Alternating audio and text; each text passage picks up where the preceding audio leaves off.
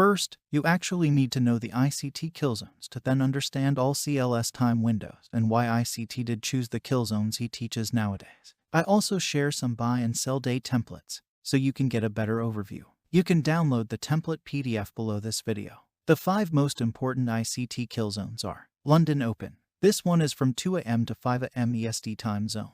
London Open can create the high or low of the day. The sweet spot is 3 a.m. London Lunch. This one is from 5 a.m. 7 a.m. It normally consolidates or retraces, but reversal or continuation can happen. New York Open Kill Zone. 7 a.m. to 10 a.m. It normally provides continuation or reversal. The sweet spot is 9 a.m. London Close Kill Zone. 10 a.m. to 12 p.m. This is for profit-taking purposes, and it also can create the high or low of the day. Asian Range. That one is from 8 p.m. 12 a.m. In this kill zone, currencies like New Zealand dollar, Australian dollar, and JPY are more volatile. There is also a CBDR range and a flout range. CBDR is from 4 p.m. EST to 8 p.m. EST. Flout is CBDR and Asian combined. So, from 4 p.m. to 12 a.m., 8 hours in duration. You also should know the daily bias, how to determine it, knowing the draw on liquidity, and also bullish and bearish institutional order flow and clean highs and lows. These topics are easily found on the ICT YouTube channel.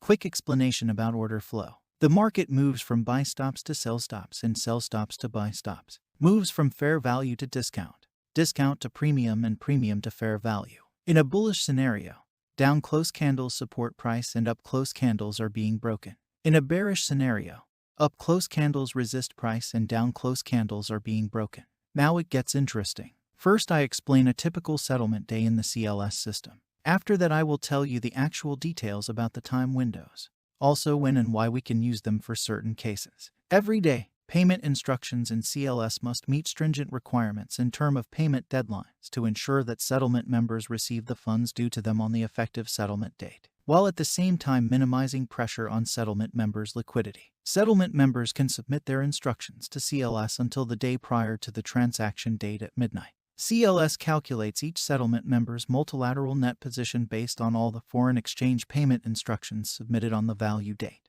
For currencies showing a negative multilateral net position, the settlement member is required to make payments or pay-ins. CLS produces an initial pay-in schedule that can be modified by members bilaterally until 6:30 a.m. on the settlement date. Between midnight and 6:30 a.m., settlement members can bilaterally submit additional instructions or cancel instructions submitted previously. These transactions essentially serve to reduce the amounts of pays-ins featuring in the initial payment schedule via in-out swaps. CLS disseminates the final pay-in schedule to settlement members at 6:30 a.m., stating the minimum amount that settlement members must pay in each currency at a stated time, so that all payment instructions can be settled before 9 a.m. The system starts to call for funds at 7 a.m. This process ends at 12 p.m. Settlement members begin to settle their debit positions via pay-ins, and, as soon as there is sufficient liquidity and the risk tests have been successfully completed, CLS settles the credit positions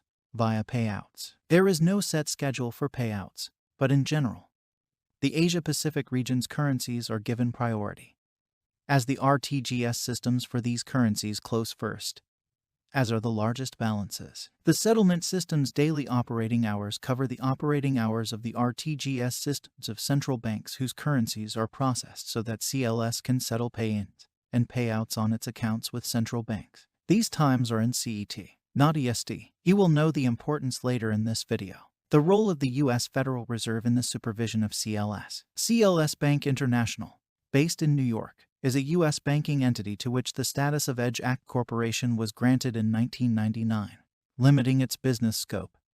It is qualified as a single-purpose bank.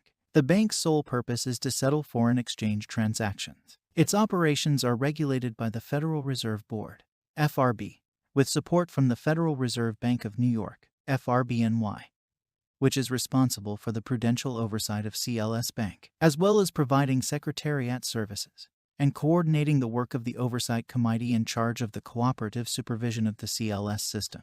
Given its international scale and role in handling many currencies, the CLS system is subject to cooperative oversight governed by an agreement between a number of central banks, including those of the G10 countries, together with other central banks whose currencies are processed by CLS. The Federal Reserve, as the lead overseer, coordinates this oversight. The purpose of the cooperation arrangement is to enable the central banks involved to participate in the system's oversight so as to ensure its safety and efficiency. Under this arrangement, the central banks ensure that CLS complies with standards applicable to payment systems and market infrastructures, as well as examining changes proposed by the operator to assess their potential impact on the system's rules, operating conditions, and, in particular, its risk profile. The Oversight Committee, under the aegis of the Federal Reserve Bank of New York, which includes the signatory central banks, oversees this cooperation.